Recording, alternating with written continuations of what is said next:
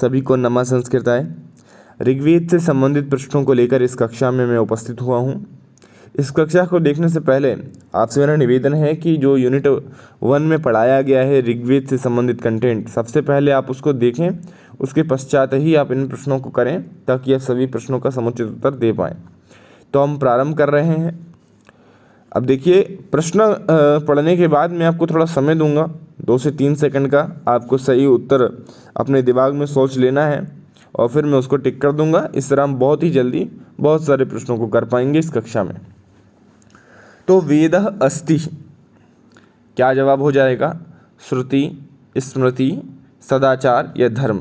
एक लाइन आती है, श्रुति तो वेद विज्ञेयो धर्मशास्त्रम तो वै स्मृति। ये मनुस्मृति की लाइन है। दूसरे अध्याय का 10वां श्लोक ये बनता है वहाँ पर। तो ये श्रुति तो वेद विज्ञेयो धर्मशास्त्रम तो वै स्मृति के अनुसार वेद जो है वह श्रुति हो जाएगा। इसका सही जवाब हो जाएगा श्रुति। तो ये श्रुति पर टिक हो गया। अब अगला प्रश्न है, श्रुति किसे कहते हैं? तो वही बात है भाई, वेद को कहते हैं।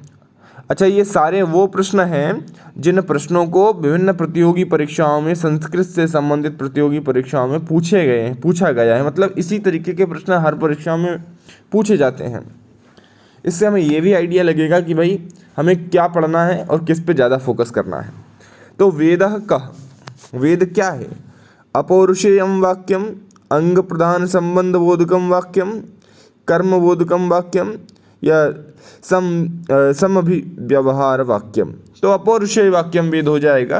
वेदों को जो है अपौरुषेयम वाक्यम कहा जाता है, यानी कि ये किसी पुरुष की रचना नहीं है, ये ईश्वर की ही रचना है। वेदों की संख्या क्या है? सब जानते हैं, वेदों की संख्या 4 है। ऋग्वेद, सामवेद, यजुर्वेद, अथर्ववेद, है कि नहीं? तो इसका जवाब क्या हो जाएगा? 4। अब हम आपको थोड़ा सा लेके चलता हूँ मैं आपको दूसरी तरफ और हम देखते हैं कि अगला प्रश्न क्या है। समय दीजिएगा थोड़ा सा मुझे। अब 5वां प्रश्न आपके समक्ष है। बताइए, वेदों को किसके द्वारा विभाजित किया गया? वेदानाम विभाजनम कः कृतवान। तो सिंपल सी बात है, आपने पहले ही सोच लिया होगा कि भाई इसका जवाब तो व्यास है। व्यास ने ही, कृष्ण द्वैपायन ने वेदों का विभाजन किया और इसीलिए उनका नाम व्यास पड़ा। तो वेदों के विभाजन करने के बाद इन्होंने अपने शिष्यों को वेद पढ़ाए। ऋग्वेद पढ़ाया पैल को, अथर्ववेद पढ़ाया सुमंतु को, जैमिनी को पढ़ाया इन्होंने यजुर्वेद और जैमिनी को इन्होंने सामवेद पढ़ाया और यजुर्वेद पढ़ाया वैशंपायन को, है ना। तो ये नया कंटेंट आपको मिला। अब प्रश्न है, वेद शब्द का अर्थ क्या है? वेद शब्द का जो अर्थ है वह है ज्ञान। क्योंकि एक पंक्ति है, विद्ज्ञाने सत्तायाम विद्यते ज्ञाने वेत्ति विनते विचारणे वदन्ते प्राप्तौ शनलुक शाश्वतम क्रमाद। इस तरीके से वो पंक्ति है, मुझे ठीक से याद नहीं आ रही है। तो यही है, उसमें विद धातु से जो वेद शब्द बना है उस विद धातु के 4 अर्थ बताए हैं। विद सत्तायाम, विद ज्ञाने, विद विचारणे और विद लाभे। तो वेद शब्द में जिस धातु का प्रयोग हुआ है वह है विद ज्ञाने, है ना। तो विद ज्ञाने धातु का प्रयोग हुआ है, तो इसका जवाब क्या हो जाएगा? ज्ञान। वेद शब्द का अर्थ क्या हो जाएगा? ज्ञान। तो वेद शब्द का अर्थ क्या हो जाएगा? ज्ञान। अच्छा, आपको इस फॉन्ट में दिख रहा है क्या? मतलब इसमें दिख रहा होगा, शायद नहीं दिख रहा है क्या? अगर नहीं दिख रहा है तो फिर हमें इसको बड़ा करना पड़ेगा। ये क्या हो रहा है? चलिए, तो अगला प्रश्न आपके सामने है, इसका जवाब हो जाएगा ज्ञान। और वर्ण शब्द का सर्वप्रथम प्रयोग कहाँ मिलता है? ये ऋग्वेद में वर्ण व्यवस्था का सबसे पहले प्रयोग मिलता है। वर्णों की व्यवस्था आपने देखा होगा कि भाई पुरुष सूक्त में है वर्ण व्यवस्था। 10वें मंडल का 90वां सूक्त है पुरुष सूक्त और इसके 12वें श्लोक में ये मंत्र है। 16 श्लोक है, इसमें टोटल 16 ऋचाएँ हैं। उन 16 ऋचाओं में से 12वीं ऋचा में ये चर्चा मिलती है हमें। तो इसका ऋग्वेद आंसर हो जाएगा।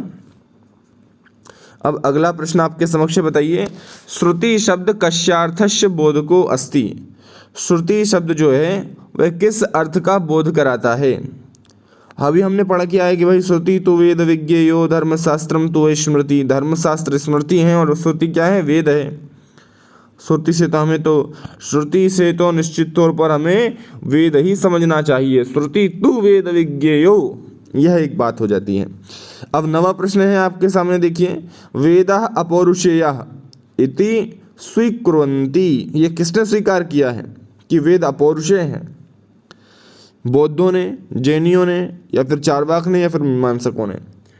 देखिए, जो अन्य जो नाम लिखे हुए हैं ना, बौद्ध, जैन और चार्वाक, ये तो नास्तिक दर्शन है, और नास्तिको वेद निंदका, इन्होंने वेद को अपौरुषेय माना ही नहीं, ये तो वेद के निंदक हैं, तो वेद को प्रमाण रूप में मानते ही नहीं हैं। तो जो मीमांसक हैं उनका जवाब सही हो जाएगा, क्योंकि वे आस्तिक दर्शन के अंतर्गत आते हैं और घोर वैदिक समर्थक ये हैं मीमांसक, है ना। तो इसका जवाब क्या हो जाएगा? मीमांसा। ये बार बार इसको निकाल रहे हैं, थोड़ा सा समझ के चलना है। चलिए अब देखिए 10वां प्रश्न आपके सामने है कि बताइए मीमांसा की दृष्टि से वेद के प्रकार क्या हैं। आपने देखा होगा वेद को मीमांसा दर्शन, जो पूर्व मीमांसा है, जैमिनी सूत्र वाला, पूर्व मीमांसा में जिसका प्रकरण ग्रंथ है लोंगाक्षी भास्कर का अर्थ संग्रह है, उसमें वेद के 4 वेद के जो प्रकार बताए गए हैं वो 5 प्रकार का वेद बताया गया है। अब आप कहेंगे भाई वेद तो 4 हैं, ऋग्वेद, सामवेद, यजुर्वेद, अथर्ववेद, नहीं, लेकिन यहाँ पर क्या है कि उन्हीं चारों वेदों को उन्होंने अन्य 5 भागों में भी बांटा है। क्या कहा उन्होंने? विधि, मंत्र, नाम, ध्येय, निषेध और अर्थवाद, ऐसे आप इसको याद रख सकते हैं। विधि में उन्होंने कहा कि विधि क्या है? उत्पत्ति विधि, विनियोग विधि, अधिकार विधि, प्रयोग विधि, ये विधि के प्रकार बता दिए 4। मंत्र तो आप जानते ही हैं। अर्थवाद क्या है? अर्थवाद है निंदा और प्रशंसा। अर्थवाद वैदिक मंत्रों की निंदा, प्रशंसा, अकरणीय जो काम करने योग्य है उसकी प्रशंसा, जो काम करने योग्य नहीं है उसकी निंदा। निषेध मतलब वेद में बताया गया है कि भाई आपको असत्य नहीं बोलना चाहिए, झूठ नहीं बोलना चाहिए, तो ये निषेध हो गया। इस तरीके से चर्चा आती है उसमें। तो मीमांसा की दृष्टि से वेद के प्रकार क्या हैं? विधि, मंत्र, नाम, ध्येय, निषेध और अर्थवाद, 5 प्रकार से विभाजन है, इसको आप ध्यान रखें। तो ये मैंने टिक कर दिया इसको। अब आशा करता हूँ कि ये आपको उपयोगी लग रहा होगा, और यदि आपको कोई भी समस्या आ रही है इन प्रश्नों के उत्तर देने में तो आप देख सकते हैं ऋग्वेद से संबंधित कक्षाओं को, जो हमने अपने ही चैनल पर यूनिट 1 को पढ़ाते समय बताया गया है। ऋग्वेद संहिता बताई गई है, उसमें ऋग्वेदीय ब्राह्मण, ऋग्वेदीय आरण्यक और ऋग्वेदीय उपनिषदों की चर्चा उसमें की गई है। आप बिल्कुल उस कक्षा को लें और उसके पश्चात आप इस टेस्ट सीरीज के साथ जुड़ें। अब 11वां प्रश्न है कि श्रुति पद का व्युत्पत्ति लब्ध अर्थ क्या है? श्रुति जो पद है, श्रुति, हमने देखा कि वह श्रुति तो वेद विज्ञेयो, ये तो डायरेक्ट कह दिया, लेकिन व्युत्पत्ति लब्ध अर्थ क्या है इसका? तो इसका जवाब हो जाएगा शृणोति धर्मः यः। ये प्रश्न थोड़ा आपका अटपटा लग रहा होगा, लेकिन ये प्रश्न इसी टाइप के प्रश्न आते भी हैं और आपके सामने देख भी रहेंगे। हरियाणा टेट की परीक्षा में ये आया था। तो श्रुति पद का व्युत्पत्ति लब्ध अर्थ क्या हो जाएगा? शृणोति धर्मं यः, श्रूयते धर्मो अनया इति, श्रूयते धर्मनेन इति, इनमें से कोई नहीं। तो इसका जवाब क्या हो जाएगा? इसका जवाब हो जाएगा शृणोति धर्मं यः। शृणोति धर्मं यः। श्रुति क्या है? जिसमें हम धर्म को सुनते हैं, धर्म को समझते हैं, वही तो श्रुति है। वेदों में हम क्या करते हैं? समझते ही तो हैं। तो इसका जवाब क्या हो जाएगा? शृणोति धर्मं यः। अब श्रुति है, श्रुति जो है वे कितने प्रकार की है? यहाँ पे इसका जवाब आप लोग क्या करेंगे? भाई श्रुति का मतलब क्या है? वेद, है ना। आप तो यही समझेंगे ना, श्रुति का मतलब वेद है, तो और वेद कितने प्रकार के हैं? वेद 4 प्रकार के हैं, तो आप लगा देंगे चतुर्विधा। लेकिन जवाब इसका ये है कि श्रुति जो है वो त्रिविधा है। श्रुति जो है वह 3 प्रकार की है, तो इसका जवाब हो जाएगा त्रिधा। अब कैसे? वेदत्रयी का नाम सुना है आपने? वेदत्रयी को ही श्रुति के अंतर्गत रखा जाता है, अथर्ववेद को नहीं रखा जाता। और वेदत्रयी को ही रखा जाता है श्रुति के अंतर्गत, तो इसका जवाब क्या हो जाएगा? त्रिधा, त्रिविधा, है ना, 3 प्रकार का है। और इसको मैं एक बार कंफर्म भी कर लेता हूँ। जी बिल्कुल, इसका जवाब त्रिविधा ही होगा। और ये आपको जवाब इसका मिलेगा अर्थ संग्रह के दयाशंकर शास्त्री पेज नंबर 43 में, है ना। ये लिखा भी हुआ है वहाँ पे स्रोत। त्रिविधा इसका हो जाएगा। त्रिविधा, तीन विधियाँ, तीन प्रकार की जो है श्रुतियाँ मिलती हैं। वेदः कस्या प्रतीक भूत ज्ञान राशया शन्ति। वेद जो है वो किस का प्रतीक भूत ज्ञान राशि हैं। वेद जो है वो मानव संस्कृति का तो ज्ञान कराती हैं। विभिन्न प्राकृतिक देवताओं का संबंध मानवों से ही तो है वहाँ पर। वेद क्या है? वेद मानव संस्कृति का ही ज्ञान कराते हैं। इतिहास पुराणाभ्याम वेदम समुपब्रह्मयेत। तो इसका जवाब क्या हो जाएगा? वेदम इतिहास पुराणाभ्याम वेदम समुपब्रह्मयेत। तो इसका जवाब वेदम हो जाएगा। पढ़ते चलिए, देखते चलिए। अपौरुषेया वेदा शन्ति, अपौरुषेया वेदा भवन्ति नित्या, नित्या खलु वेदा। वेद जो है वो क्या है? नित्य है। अच्छा, अपौरुषेया वेदा भवन्ति नित्या, है ना। तो वेद क्या है? अनित्य तो नहीं है, नित्य है, विभु है। विभु है, नित्य है, अपौरुषेय है, ये पंक्ति मिलती है हमें। तो इसका जवाब क्या हो जाएगा? नित्या। अब वेद शब्देन किम अभिप्रेतम। वेद शब्द से क्या अभिप्रेत है? मंत्र, और देखिए ऑप्शन देखिए, धर्मसूत्र या उपनिषद, शिक्षा या प्रातिशाख, स्रोत या गृह्यसूत्र, मंत्र या ब्राह्मण। आपने एक पंक्ति पढ़ी होगी कि मंत्र ब्राह्मणयोर वेदानाम ध्येयम।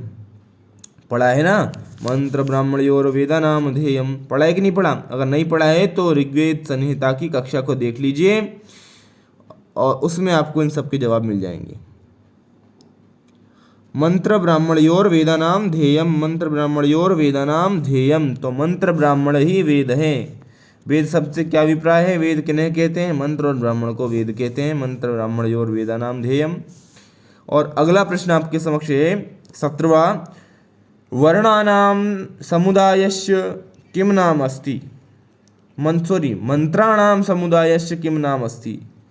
मंत्रों के समुदाय को हम क्या कहते हैं? मंत्रों के समुदाय को क्या हम ब्राह्मण कहते हैं, क्या उपनिषद कहते हैं, क्या आरण्यक कहते हैं, या संहिता कहते हैं? तो मंत्रों का जो समूह होता है उसे हम कहते हैं संहिता।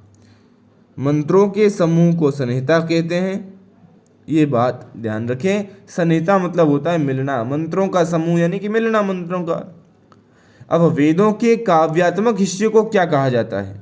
ब्राह्मण कहा जाता है, आरण्यक कहा जाता है, उपनिषद कहा जाता है, या संहिता कहा जाता है? वेदों के काव्यात्मक हिस्से को संहिता कहा जाता है। इन प्रश्नों को याद रखिएगा श्रीमान जी, ये प्रश्न पूछे भी जाते हैं और कई परीक्षाओं में पूछे भी गए हैं। यूपी टेट में पूछे गए, यूपी टीजीटी में देखिए आप।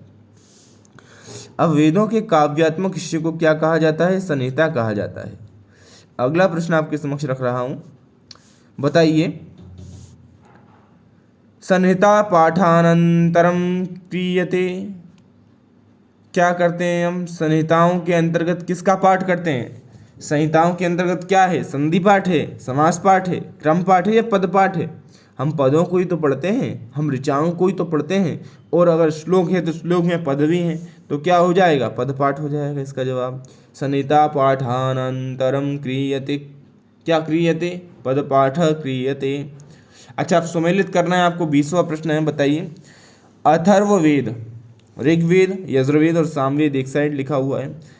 अथर्ववेद में क्या है? बलिदान विधि है क्या? अथर्ववेद में बलिदान विधि नहीं है। औषधियों से संबंधित वेद कौन सा है? अथर्ववेद। संगीत से संबंधित वेद कौन सा है? सामवेद। जो आ रहा है वो पहले करिए। सामवेद यानी कि संगीत से संबंधित। अब देखिए क्या आपको एक कहीं दिख रहा है? सामवेद यानी कि चौथा, चौथे का चौथा कहीं दिख रहा है आपको? बिल्कुल दो जगह दिख रहा है, ए में दिख रहा है और सी में दिख रहा है ना। और यजुर्वेद यानी दो। यजुर्वेद का उत्तर है बलिदान विधि। आपने देखा होगा कि यजुर्वेद में यज्ञ है और यज्ञ में एक यूप होता है। यूप यानी खंबा, जो बलि का खंबा होता है जिसमें जो है पशु को बांधकर बलि दी जाती है। यज्ञ प्रधान है तो यूप भी होगा, और यूप है तो बलि भी होगी, तो यजुर्वेद से संबंधित हो जाएगी बलि। और ईश्वर महिमा ऋग्वेद में हो जाएगी, ईश्वर महिमा ऋग्वेद में। और अथर्ववेद में औषधियों से संबंधित है, तो इसका जवाब क्या हो जाएगा? ए, है कि नहीं? तो इसका जवाब ए हो जाएगा। अब आप समझ गए कि अथर्ववेद जो है वो औषधियों से संबंधित है, जादू टोना इत्यादि से संबंधित है। ऋग्वेद जो है वो ईश्वर की महिमा स्तुति से संबंधित है। यजुर्वेद जो है वो बलिदान से संबंधित है। यूपाय दारू आपने सुना है ना, एक दो उदाहरण भी है। चतुर्थी विभक्ति यूप के लिए लकड़ी, यूप क्या है जिसमें उसको वहाँ बांधा गया था, सुनश्शेप को बांधा गया था ना यूप में, उसके पिता अजीगर्त के द्वारा, लोभी के द्वारा, और फिर उसके बंधन सारे टूट गए थे, नहीं तो वो सारे उसकी बलि दे देते। उसने जब वरुण देवता की स्तुति करी तो वो बच गया। और सामवेद तो संगीत से संबंधित है ही, ये तो बिल्कुल सही जवाब आपका हो जाएगा। अब वेदत्रयी पदस्य अभिप्रायो अस्ति, वेदत्रयी जो पद है उससे क्या अभिप्राय है? तो वेदत्रयी से क्या अभिप्राय है भाई? ऋग्वेद है, सामवेद है और यजुर्वेद है। ऋग्वेद, यजुर्वेद और सामवेद इसका सही जवाब हो जाएगा। अथर्ववेद को वेदत्रयी के अंतर्गत नहीं गिना जाता।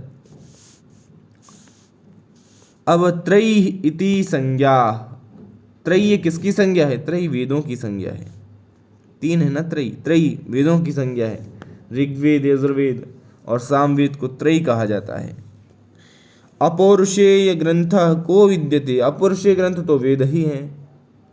और रामायण को तो देखेंगे आप, तो रामायण को वाल्मीकि नामक पुरुष ने लिखा, पुराणों को व्यास ने लिखा ऐसा बोला जाता है, महाराज व्यास ने।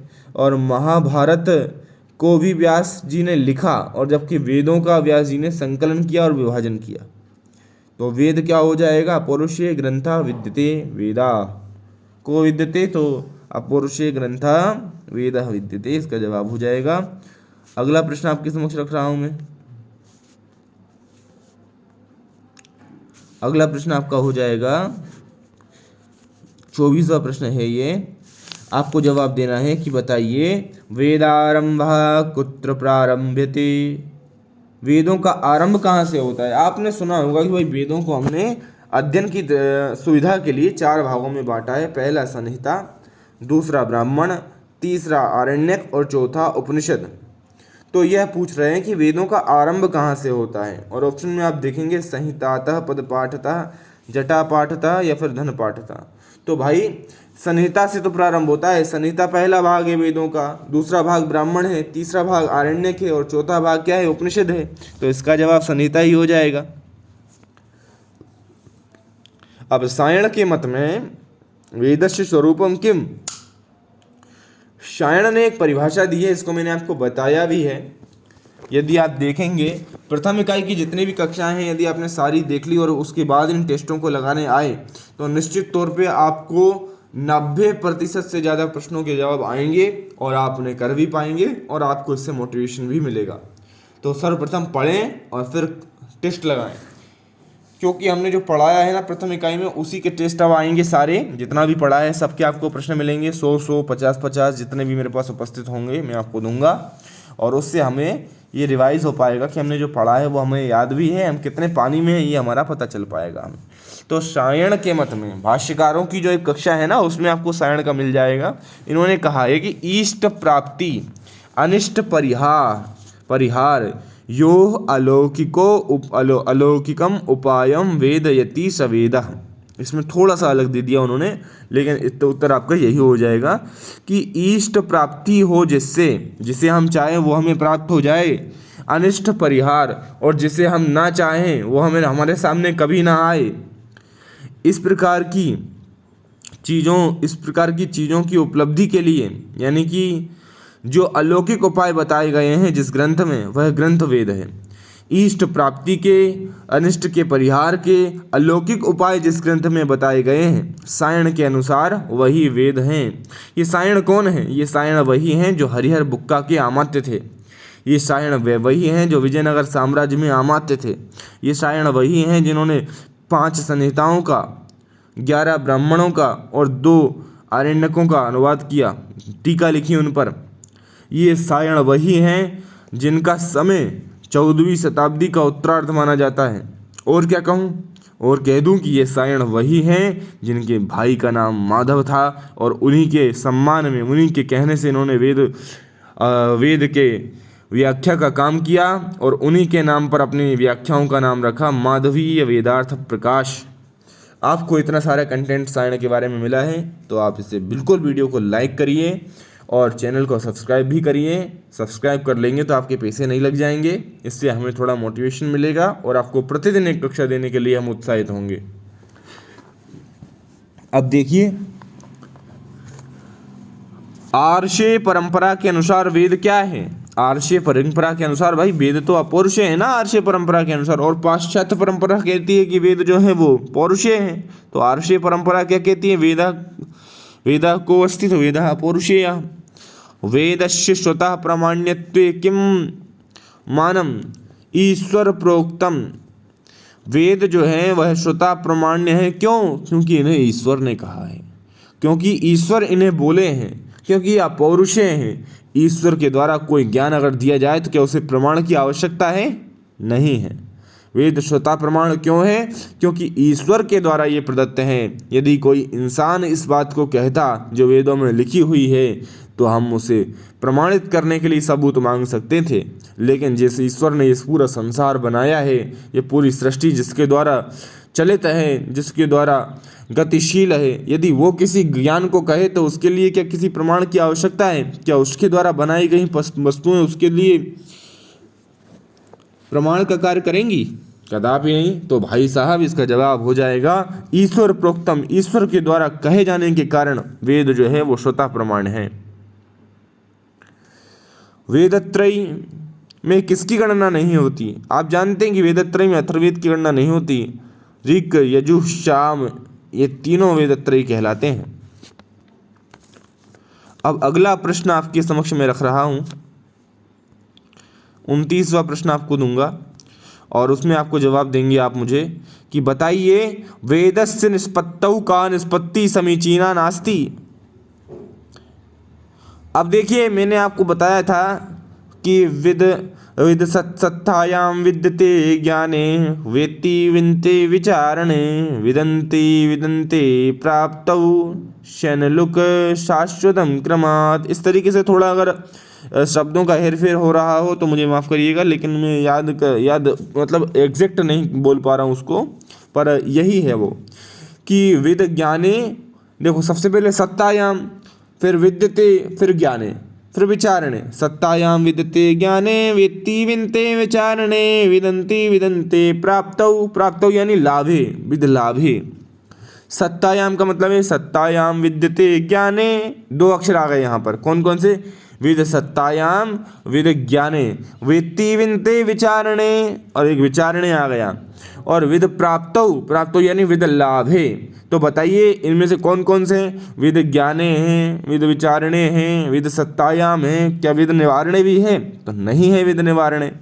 तो ये मैंने आपको बहुत अच्छे से बताया भी था। जब आपने यजुर्वेद का वो पाठ पढ़ेंगे तो उसमें आपको ये मिल जाएगा, यजुर्वेद संहिता को यदि आप पढ़ेंगे तो इसका जवाब क्या हो जाएगा? वेदस्य निष्पत्तौ का निष्पत्ति समीचीना नास्ति। तो सबसे पहले हम ये देखें कौन सी समीचीन है। तो विद सत्तायाम विद ज्ञाने विद विचारणे और विद लाभे जो है वह समीचीन है, लेकिन विद निवारणे का तो कहीं अता पता नहीं है। तो विद निवारणे इसका सही उत्तर हो जाएगा, क्योंकि पूछा गया है कि समीचीन नास्ति, तो विद निवारणे नास्ति। अब का कथ्यते वेद निंदकः। तो मनुस्मृति में दूसरे अध्याय के 11वें श्लोक में कहा गया है कि नास्तिको वेद निंदकः। क्या कहा गया है? नास्तिको वेद निंदकः। जो वेद की निंदा करे वही नास्तिक है। अब अगला प्रश्न आपके समक्ष में रखने जा रहा हूं और प्रश्न आपके समक्ष होगा, कहाँ जा रहे हो भैया, कहाँ, रुको जरा। 31वां प्रश्न है और जवाब आपको देना है इसका। मैं आपको पेन ले आता हूं, ये बिल्कुल। धर्म का मूल प्रमाण है। धर्म का मूल प्रमाण क्या है? वेद श्रुति ही तो धर्म का मूल प्रमाण है। मूल स्रोत क्या है? कहाँ से धर्म निकला है अपना सनातन धर्म? तो वेदों से। लोकाचार हो सकता है क्या धर्म? अरे भैया, लोक लाज और कुल मर्यादा त्रणसम तोड़ बगावे जब कोई राम भगत गत पावे। मतलब धर्म तो जो है वह हमारे सबसे प्राचीन ग्रंथों से ही, सबसे प्राचीन ग्रंथ ही धर्म का स्रोत हैं। और सबसे प्राचीन ग्रंथ हैं हमारे वेद। वेदेन प्रयोजनम उद्देश्य विधीयमानोऽर्थः धर्मः एतल्लक्षणं केन कृतं। तो आपद्देवेन कृतं। आपद्देव ने वेद का लक्षण दिया कि वेदेन प्रयोजनम उद्देश्य विधीयमानः अर्थः धर्मः। धर्म क्या है उसका ये उदाहरण देते हैं कि वेदेन यानी कि कर्ता ने कर्म को कर्ण से द्वारा, वेदों के द्वारा प्रयोजनम उद्देश्य विधीयमानो अर्था, वेदों के द्वारा जो प्रयोजन बताए गए हैं उनको उद्देश्य मानकर, उनको विधि मानकर जो कार्य किया जाता है मेरे अनुसार वह धर्म है। आपद्देव है ना। मतलब इसका भाव यह है कि वेदों के द्वारा जो प्रयोजन बताए गए हैं, जो उद्देश्य बताए गए हैं, जो विधियां बताई गई हैं, मतलब जो विधियां बताई गई हैं उन्हीं को धर्म कहते हैं, है ना। ऐसा हो जाएगा। इसका आपद्देव का कथन है ये। भास्करेण मत लगा दीजिएगा, कृष्ण रज्जुना मत लगा दीजिएगा। इसका जवाब क्या है? आपद्देवेन। आद्युदात्त वेद शब्द कस्य वाचिका। आद्य उदात्त, ये आपको पाणिनि शिक्षा जब आप पढ़ेंगे तो आपको मिल जाएगा। आद्युदात्त, अंत्योदात्य, ये सारी चीज़ें उसमें हैं। तो आद्य उदात्त जो शब्द है ये ग्रंथवाचक शब्द है। कौन सा? आद्युदात्त जो शब्द है, आद्युदात्त, अंतोदात्त इत्यादि, उनमें से आद्युदात्त जो है वह ग्रंथवाचक है। इसको आपको टिक करना है। सही जवाब ये हो जाएगा आपका। अंत्योदात्त वेद शब्द कस्य वाचिका। अंत्योदात्त वेद को समुष्टिवाचिका। ये तो आपको याद। BHU मेट जो हमारे वो व्यक्ति देख रहे हैं ना 73 कोड वाले, इस प्रकार के प्रश्नों पर विशेष ध्यान दें क्योंकि ये उन्हीं की प्राण खाऊ प्रश्न है। क्योंकि आद्युदात्य, अंतोदात्य जो है वे कुसमुष्टिवाचक है और आद्युदात्य जो है वे ग्रंथवाचक है। ऋक् प्रातिशाख्य किससे संबंधित है? तो ऋक् प्रातिशाख्य ऋग्वेद से संबंधित है। हमें इसके बारे में पढ़ना भी दूसरी इकाई में। तो अब आपका जवाब हो जाएगा ऋक् प्रातिशाख्य जो है वो ऋग्वेद से संबंधित है। और अब अगला प्रश्न आपको मैं रख रहा हूँ, ऋग्वेदीय ऋत्विक कौन कौन से हैं? तो होता, अद्वय, होता, अच्छावाक, मैत्रा, वरुण, ग्राव, स्तुत, होत्री, गणके, ये चारों ऋत्विक ऋग्वेद से संबंधित हैं और इसका प्रधान होता है। तो इसका प्रधान क्या है? होता। तो ऋग्वेदीय ऋत्विक कौन है? होता। अच्छा, आप मुझे गण बताइए। मैंने बहुत याद करवाया है आपको गण के बारे में। यदि आप कक्षाएं देखेंगे तो आपको मिलेगा कि मैं गण की याद करने के लिए बहुत फोकस करता था। होत्री गण के कौन कौन से ऋत्विक हैं? तो होता, अच्छावाक, मैत्रा, वरुण, ग्राव, स्तुत। और उद्गात्री गण के उद्गाता, प्रस्तोता, प्रतिहर्ता, सुब्रमण्यम। और अध्वर्यु गण के अध्वर्यु, प्रतिष्ठाता, नेता, उन्नेता। और ब्रह्मगण के ब्रह्मा, ब्रह्मणांशांसी, याग, निंद्र और पोता। हो गए ना याद? नहीं हो तो लिख लीजिएगा, याद कर लीजिएगा, बार बार सुनिएगा। होता कस्य वेदस्य मंत्रै देवानाम आवाहनम करोति। तो ऋग्वेदस्य मंत्रै देवानाम आवाहन करोति। किसी भी तरीके से भाई कान इधर से पकड़ो उधर से पढ़ो, आंसर तो होता ही होगा। 50 क्वेश्चन करेंगे हम इस कक्षा में बस। छंदोवद्य वेदो अस्ति। छंदोवद्य वेद कौन सा है बताइए?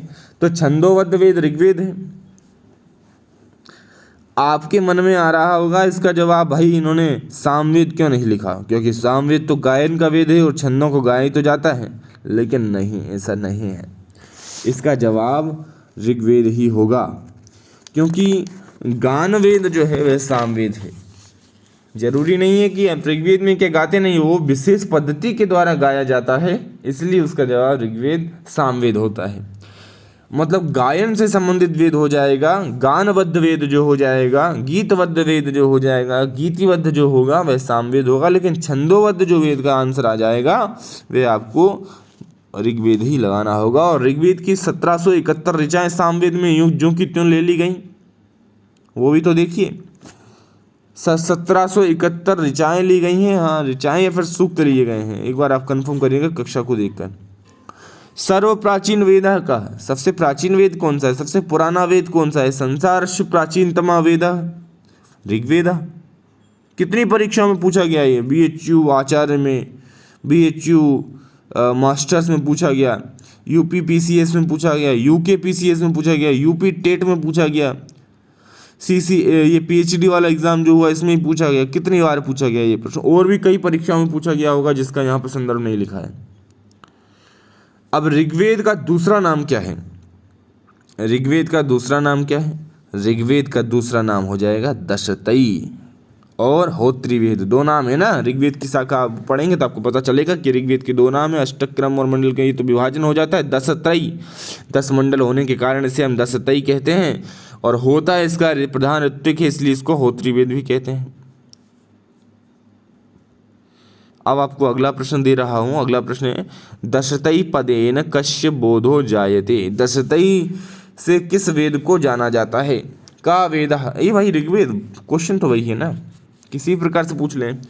आयुर्वेदा कस्य वेदस्य उपवेदा, आयुर्वेद किस वेद का उपवेद है?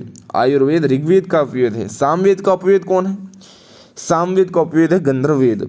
यजुर्वेद का धनुर्वेद, और अथर्ववेद का इतिहास वेद, पिशाच वेद, इति पुराण इत्यादि जो भी नाम आए आपको अथर्ववेद में लगाने चाहिए। 4-5 उपवेद हैं उसके। अब ये आपने बता दिया कि आयुर्वेद जो है वह ऋग्वेद का। अब होतु संबद्ध वेद, अरे होता से संबंधित वेद ऋग्वेद ही है ना। ये इस तरीके के प्रश्न पूछे जाते हैं। अब आप समझ लीजिए कि लेवल क्या है।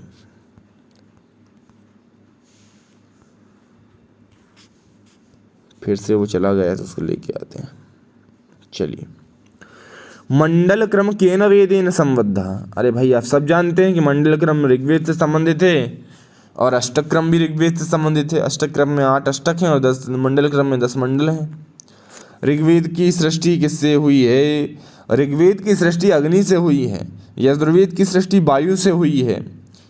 और अथर्ववेद की सृष्टि कहाँ से हुई है बताइए? अथर्ववेद के जो उत्पत्ति देवता हैं अथर्ववेद के, वह है सोम। और यजुर्वेद के उत्पत्ति देवता जो है वह कौन है?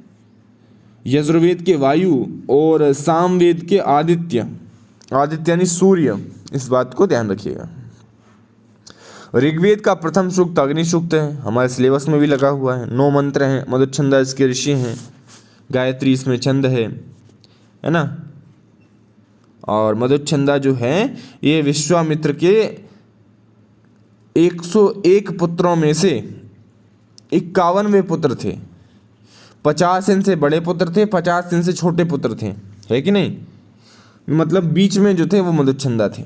मधुच्छंदा से बड़े 50, मधुच्छंदा से छोटे 50, तो 101 पुत्र हो गए। और उसके बाद इन्होंने एक और पुत्र को अपनी गोद लिया, उसका नाम देवरात रखा। और वह देवरात कौन था? वह देवरात था सुनाशेप, अजीगर्त सुनाशेप, आजीगर्त सुनाशेप कहते हैं।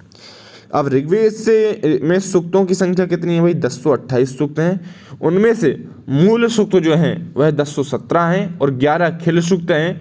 और वह खिल सूक्त किस अध्याय में है, किस मंडल में है? तो 8वें मंडल में वह खिल सूक्त हैं, जिसे हम कण्व परिवार मंडल कहते हैं, जिसके प्रमुख ऋषि कण्व हैं, है ना। और इसमें कुल मंत्र कितने हैं? 92 और 11 जोड़िए।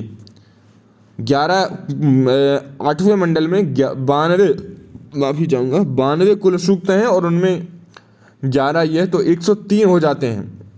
103 सूक्त हैं 8वें मंडल में, और 191 सूक्त प्रथम मंडल में, और 10वें मंडल में भी 191 सूक्त। मतलब सूक्तों की संख्या किन 2 मंडलों में समान है?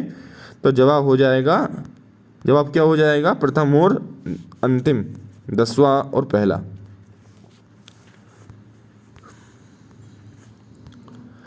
अब महाभाष्ये ऋग्वेदस्य कति शाखा स्वीकृता सन्ति। ऋग्वेद की कौन सी शाखा महाभाष्य में स्वीकार की गई है? ऋग्वेद की कौन सी शाखा स्वीकार की गई है भैया? अरे ऋग्वेद की कितनी शाखाएं स्वीकार की गई हैं, ये है प्रश्न। पतंजलि ने ऋग्वेद की 9 शाखाओं को स्वीकार किया है? नहीं किया। ऋग्वेद की 9 शाखाएं तो नहीं हो सकती किसी भी हालत में।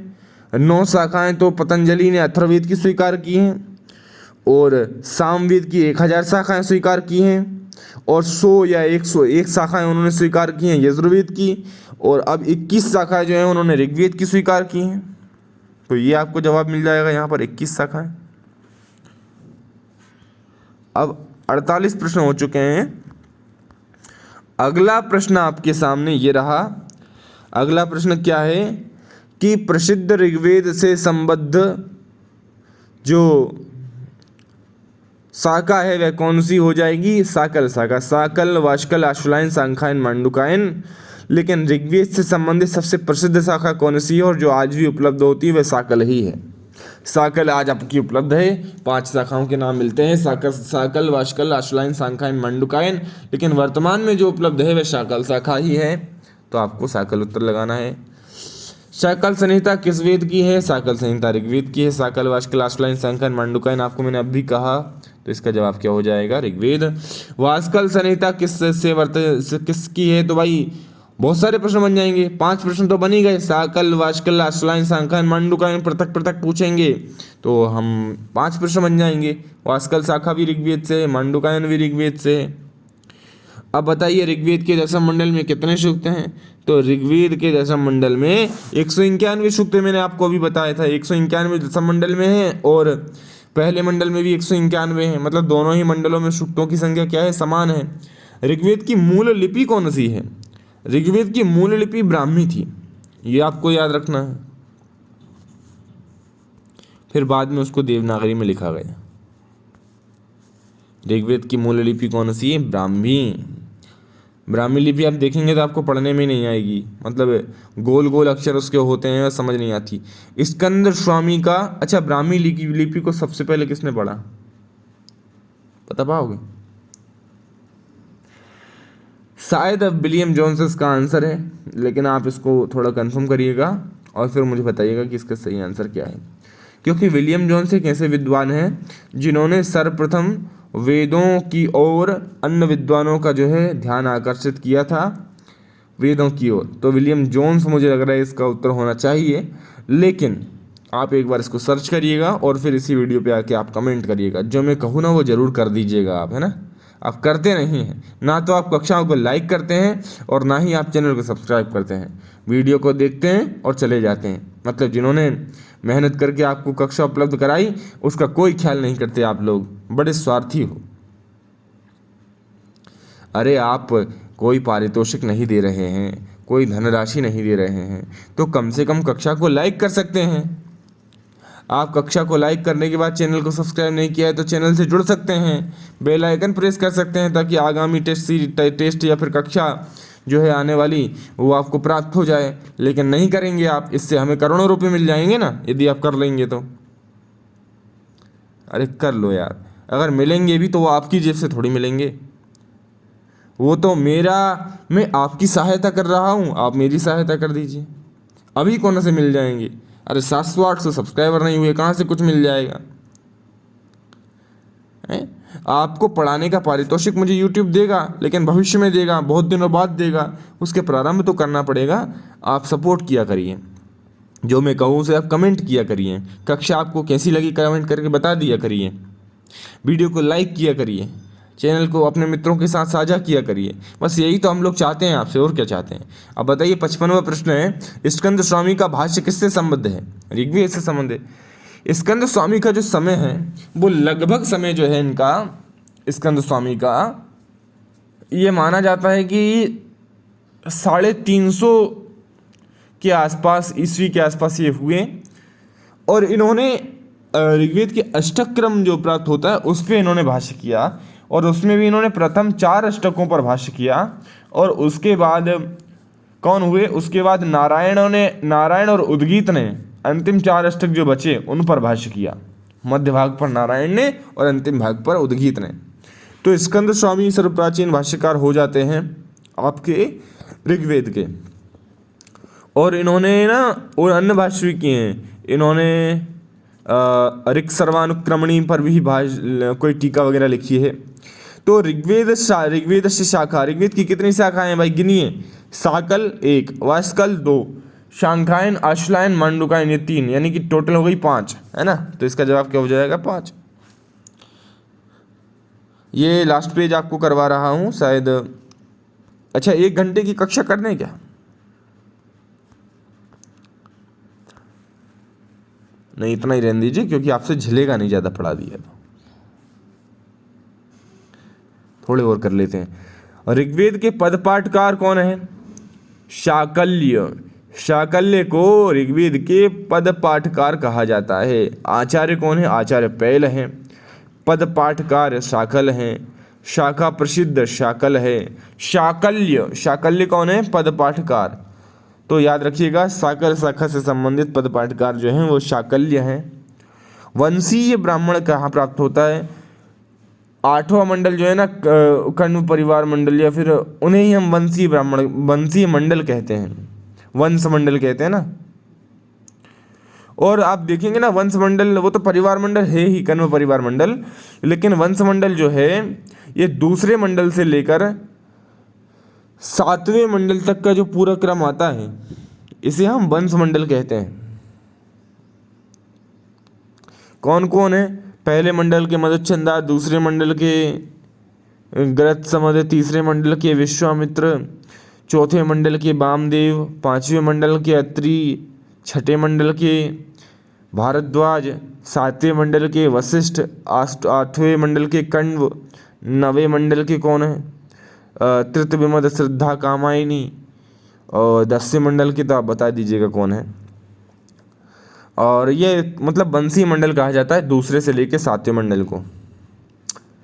और परिवार, कण्व परिवार मंडल तो आप जानते ही हैं, कण्व परिवार मंडल 8वां मंडल है, और सोम पवमान मंडल 9वां मंडल है, और 10वां मंडल सबसे अर्वाचीन है, और पहला मंडल भी सबसे अर्वाचीन है। पहला और 10वां मंडल अर्वाचीन है, दूसरे से 7वां मंडल वंश मंडल है, और 9वां मंडल सोम पवमान मंडल है, 8वां मंडल कण्व परिवार मंडल है। ये मैंने आपको फैक्ट दिए। दान स्तुति सूक्तानि स्नेहितायाम संति। दान स्तुति सूक्तानि, दान स्तुति सूक्त कहाँ मिलता है आपको? ऋग्वेद में, ऋग्वेद संहिता में मिलता है ना। पुरुष सूक्त कहाँ आता है? ऋग्वेद में आता है, 10वें मंडल का 90वां सूक्त है। इसमें 16 मंत्र हैं पुरुष सूक्त में। इसके देवता कौन है? देवता है इसके, कौन है देवता इसके बताइए? ऋषि कौन है? पुरुष सूक्त के ऋषि नारायण हैं, और देवता है पुरुष ब्रह्म। एक बार इसको कंफर्म करता हूं, आप तब तक ऋग्वेद के 10वें मंडल में ये आता है। अगला प्रश्न उसको आप देखेंगे तो ऋग्वेद के 10वें मंडल में कौन आता है? ऋग्वेद के 10वें मंडल में आता है, हाँ बिल्कुल, इसके ऋषि नारायण हैं, और इसके जो देवता हैं वह पुरुष हैं, पुरुष देवता हैं, और ऋषि नारायण हैं। 10वें मंडल का 90वां सूक्त है, 16 इसमें मंत्र हैं, और पुरुष सूक्त 10वें मंडल का है। ये प्रश्न भी हम कर देंगे।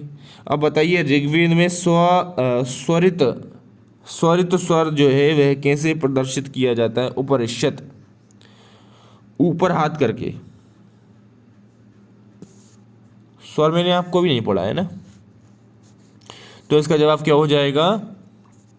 ऋग्वेद में स्वर जो हैं वो उपरिष्यत, ऊपर की ओर प्रदर्शित किए गए हैं, यानी ऊपर लाइन खींची गई है उस पर, ऐसा कुछ है इसका मतलब। साकल शाखा कश्यवेदस्य, देखिए स्वरित ऊपर है, और मेरे ख्याल से जो आपका उदात्त, अनुदात्त और स्वरित, तो अनुदात्त जो है वो नीचे होगा, और ऊपर की तरफ ना आड़ी लाइन होगी, और खड़ी लाइन जो होगी ऊपर की तरफ वह उदात्त होगी, नीचे की तरफ जो लाइन होगी वह अनुदात्त होगी, और आड़ी लाइन ऊपर की तरफ जो होगी वह उपरिष्यत जो क्या हो जाएगी? स्वरित हो जाएगी। साकल शाखा कश्य वेद से संबंधिता, साकल शाखा किस वेद से संबंधित है? तो षग्वेद से संबंधित है, और इसी शाखा के ऋषि जो है वो पदपाठकार हैं। तो 63 क्वेश्चन आज के लिए बहुत है। त्रिषष्टि चतुष्षष्टि वर्णा शंभु मते मथा, ये एक लाइन याद आई 63 से कि भाई प्राकृत और संस्कृत जो वर्णमाला है उसमें 63 या 64 वर्ण माने गए हैं भगवान शंकर के अनुसार। अब यहाँ पर हम इस कक्षा को समाप्त करते हैं। अगली कक्षा आप कमेंट करिएगा कि आपको ऋग्वेद से संबंधित और प्रश्न चाहिए या फिर अगली कक्षा यजुर्वेद की चाहिए, है ना। ऋग्वेद से संबंधित लगभग मेरे पास 250 के आसपास प्रश्न हैं, 230 से 250 के आसपास। यदि आप कहेंगे तो पूरे प्रश्न आपको मिल जाएंगे। अभी चैनल को सब्सक्राइब नहीं किया है तो करिए सब्सक्राइब, जुड़िए, बेल आइकन दबाइए, वीडियो को लाइक करिए। बहुत उपयोगी साबित होंगी ये कक्षाएं आपकी परीक्षाओं के लिए और आपके ज्ञानवर्धन के लिए। संपूर्ण सिलेबस को कवर करेंगे, संपूर्ण सिलेबस से संबंधित प्रश्नों को भी हम करेंगे, तो इसके लिए निश्चिंत रहें। नमः संस्कृताय, नमो नमः।